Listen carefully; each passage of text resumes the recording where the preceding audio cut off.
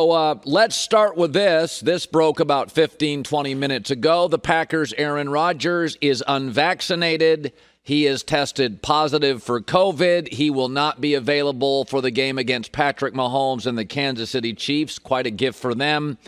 And listen, life, when you make big choices, is about risk and reward.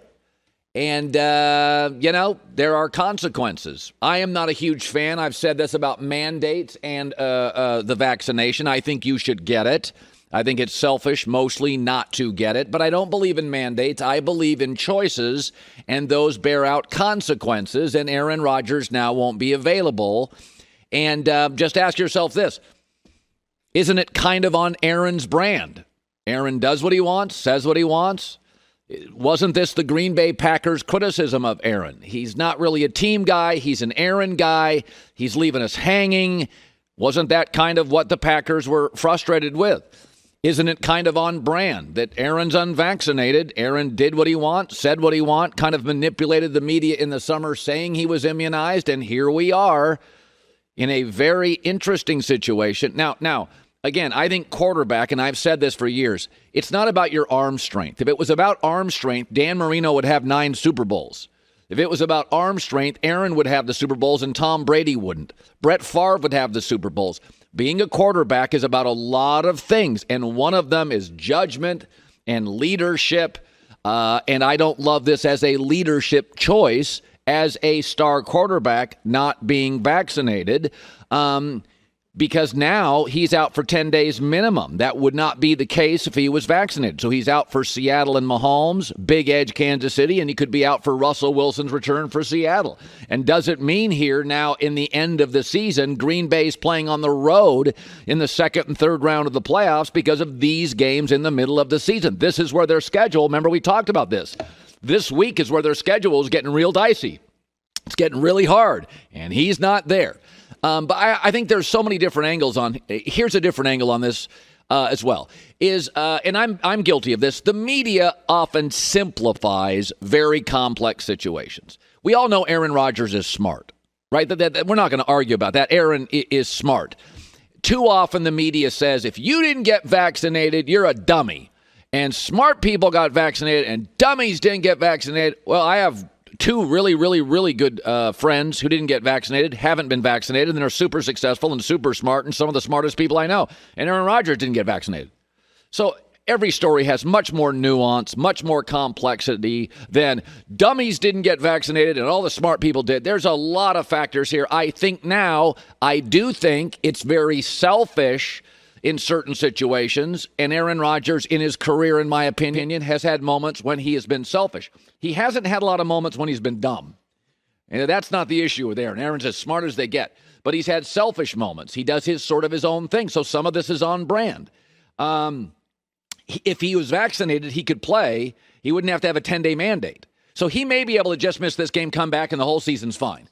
But they have consequences. This has always been Carson Wentz didn't get vaccinated. Kirk Cousins didn't get vaccinated. Aaron Rodgers now didn't get vaccinated. Cam Newton, by the way, didn't get vaccinated, and it turned teams off. Then he did and acknowledged and announced, I got vaccinated. I am not a mandate fan. I am a fan of you get the choice, but understanding there are consequences. And the NFL has been very clear about this. If you do not get vaccinated, we're going to make it hard as hell for you to get back.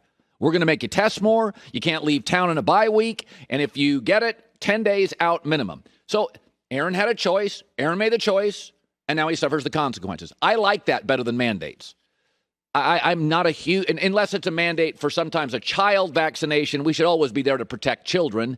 We should be there to protect animals and children. For adults mostly, make your choice and live with the consequences. But some of this is a little on brand for Aaron. So in August, you remember in August when he was asked about being vaccinated, one of my criticisms with Aaron has been he manipulates. He manipulates the media. He often says, I'm above the media. I just heard something the other day on Sirius XM where he was saying, I'm above this criticism. I'm above the media. Aaron often plays I'm above a lot in his life. Aaron's done that his entire career. Aaron being a little selfish as a leader, he's done that his entire career. I've never criticized him for intelligence. I've never criticized him for talent. I've never criticized him for, commitment. I've said he's a little bit of a bailer more than a baller. He plays better with a lead when he gets behind. Sometimes he goes to the sideline and does his own errand thing. But some of this is kind of, it's risk and reward. I couldn't tell you the last time I had a speeding ticket. Maybe I've had one in my life. Why? Because I always feel like when I get in a car, I never wanted to get into it late. Because then I could get a ticket for speeding or I could hurt somebody. And so that's the risk reward when you speed. I think people who fly down a freeway are incredibly selfish. Forget the ticket. What about somebody else's safety? So that's why I try to never get into a car late. I try to be punctual and on time. And this was always a risk-reward situation. What if this had happened before a playoff game? Are you kidding me? This would be outrageous. And what's funny is, and this is not something I'm rooting for. Some of you probably think, oh, Colin loves this. He can bang on Aaron. I got the Packers number one in my herd hierarchy. I said last week was the most impressed I'd ever been with Aaron Rodgers. I thought he was fantastic in Arizona. But it's interesting when you start looking at situations like this, because we kind of felt, did we not? Boy, Aaron won that Green Bay Aaron summer of angst. Actually, Green Bay this morning, the executives are going, told you so. It's about Aaron. Told you so. Yeah, he's talented. We're not denying that. We told you so. It's funny how this stuff works out. Brady and Belichick get a divorce. Round one, all Brady. All Brady. This weekend, Brady got crushed, and Mac Jones looks like he's good. Is it lean? Oh, the Rams added players. Tampa maybe doesn't have the best team. Oh, man, the NFC top is good. What if Brady gets bounced out this year, and there's Belichick as Kansas City's defense stinks, and Josh Allen's inconsistent, and we don't know what we get with Lamar, and we don't trust Cleveland, and here comes New England winning a couple playoff games. We all thought, oh, boy, Aaron Rodgers really stuck it to the Packers. I could argue the Packers this morning are saying, advantage us. We told you so. You think Packer radio this morning, you think driving around Milwaukee, you think Packer fans are mad at the front office this morning or mad at their star quarterback who didn't get vaccinated? I don't know. All this stuff is very, very interesting. The Herd brought to you by Jersey Mike Subs. Be a sub above.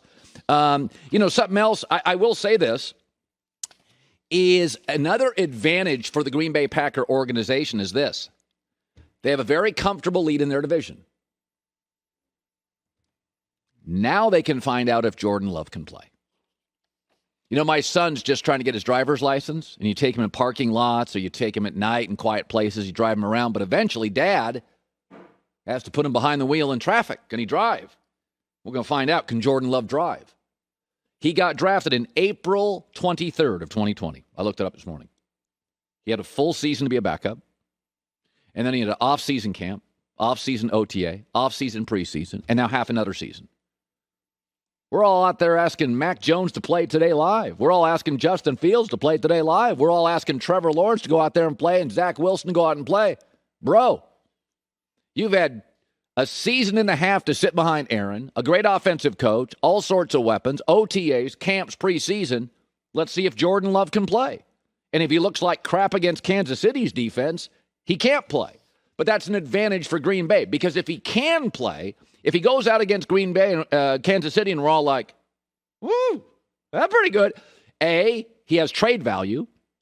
Everybody's looking for quarterbacks. Joey and I talk about this. 8 teams next year minimum need a quarterback. What if Jordan Love lights up Kansas City? There'll be a GM being out there like, I liked him 2 years ago. I would have drafted him 2 years ago, but Green Bay moved up and got him. And I go watch him against Kansas City, and he slices him up. So Green Bay has trade value. You could absolutely got something out of Garoppolo got a second-round pick, and he had injuries. If Jordan Love goes out there and chops it up, there's got to be a GM in this league that was like a fan of Jordan Love. Green Bay moved up and took him. You know there were 7 GMs that would have taken Jordan Love in the second round or after when Green Bay took him. I talked to GMs. It was split. Half liked him, half didn't. If he goes and chops it up, A, he's got trade value, or B, if Aaron leaves, we got our guy. And if he can't play, that's not terrible. I still got Aaron. I'm still going to get to the playoffs, and we have clarity. You can't play. And the question in the NFL is not, is my quarterback great or is he terrible? A lot of this stuff is murky in the middle, and you got to see him in a moment. And it's a perfect moment. He's had lots of time Kansas City's defense is beyond average. It's not like you're opening up at Pittsburgh against the Steelers' defense. You're not opening up in New Orleans against the Saints' defense or against Buffalo's pass rush or against Tampa's pass rush. You got to open up against Kansas City's defense with a year and a half of playbook and practice and OTA. We will have absolute clarity. If he stinks, all right, we got our guy. We're going to win our division. And if he doesn't, you got a lot of options. Most of them good. Hi, everybody. Thanks for watching. Subscribe here to get the latest from the show. Also, be sure to check out more of the best clips from The Herd or go watch a few segments from other shows on FS1.